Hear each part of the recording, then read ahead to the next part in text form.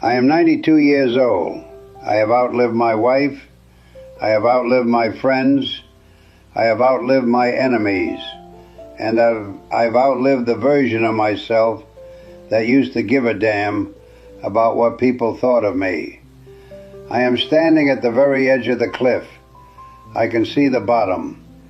And before I go over, I need to turn around and tell you, the people still back there at the party, what I see. Because you are living a lie.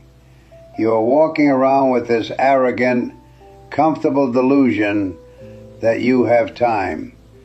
You treat your days like they are cheap, like you have an infinite supply of them in the bank. So I'm here to tell you that you are broke. We are all going to die.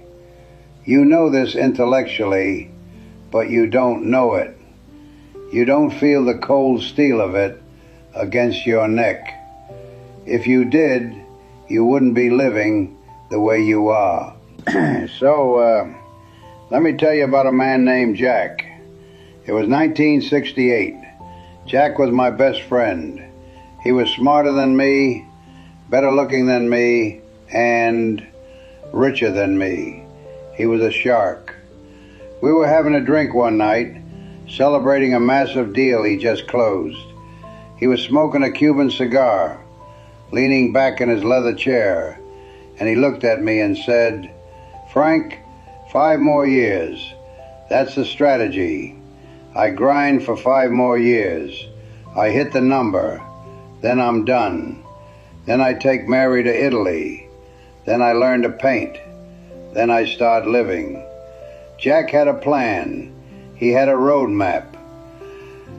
3 days later, Jack walked out of his office building, grabbed his chest, and hit the sidewalk before he even realized he was falling.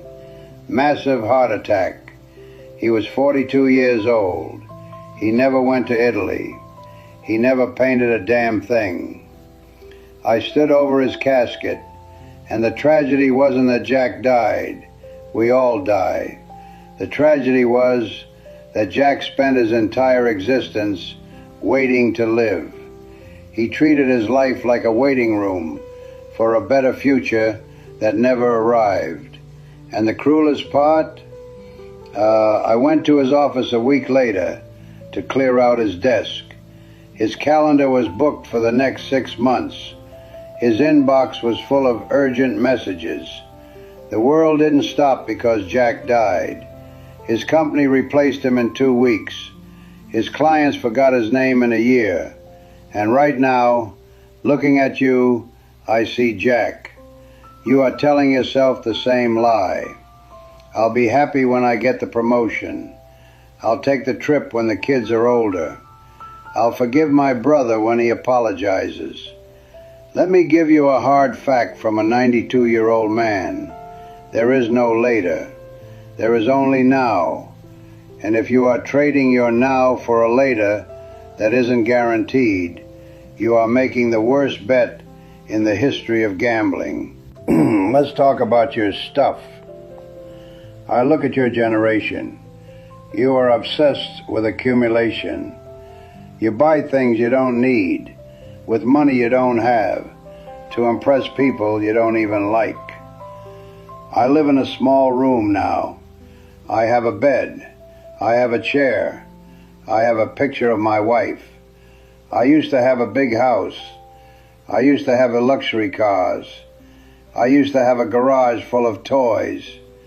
And I am telling you, with the absolute clarity of the end game, it is all garbage. I have been to a lot of funerals.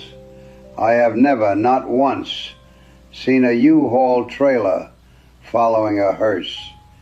When you die, your kids are going to hire a stranger to come into your house and throw 90% of your precious stuff into a dumpster. The other 10%, they'll sell at a yard sale for quarters. That is the sum total of your materialism. Future trash. So why are you putting yourself down so far to buy it? Why are you working 60 hours a week, missing your daughter's childhood, to pay for a car that sits in traffic? It is madness, and you won't realize it's madness until you are sitting where I am sitting, and by then it is too late to return the merchandise. Let me tell you about the big victory. It was 1979.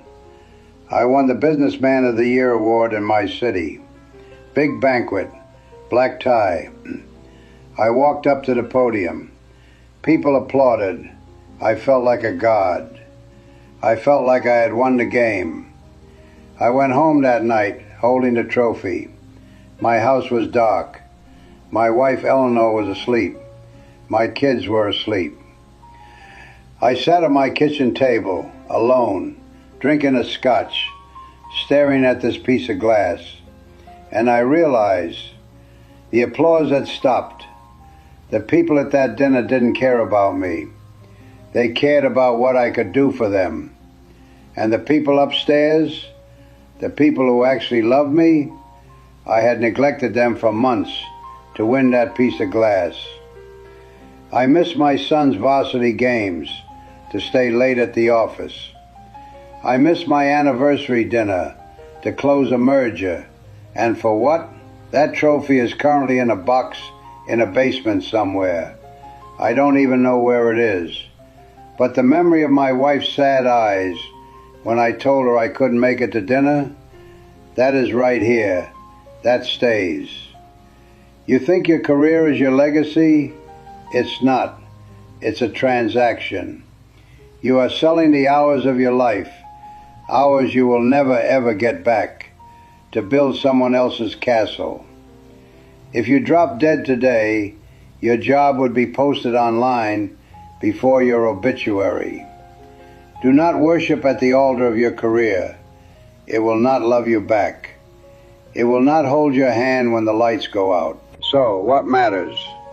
If the money is fake, and the career is a trap, and the stuff is garbage, what is left?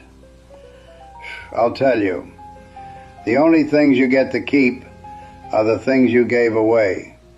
The love you gave, the time you gave, the connection.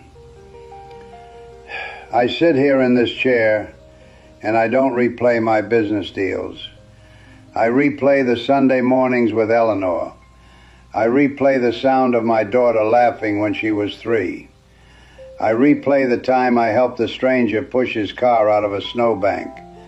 That is the only wealth there is. So here is my challenge to you. Here is the no BS strategy for the rest of your life. Number 1, kill your ego. You are so terrified of looking foolish. You don't take the risk. You don't start the business. You don't ask the girl out. Why? Because you are afraid of what they will think. Let me liberate you. Nobody is watching you. They are too busy worrying about themselves. You are the main character only in your own head. To everyone else, you are background noise. Stop letting your fear of other people's judgment paralyze you. Their judgment will rot in the ground right next to them. Number 2, practice the last time. This is a Stoic technique, and it will change your life. Every time you do something, anything, remind yourself that one day you will do it for the last time. One day you will pick up your child for the last time. One day you will kiss your spouse for the last time.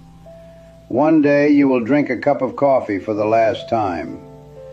You don't know when that day is. It could be 10 years from now. It could be today. If you live with that knowledge, you will never take a moment for granted again. You will taste the coffee. You will hold the hug a little longer. Number 3, wake up. I'm 92. My back hurts. My eyes are dim.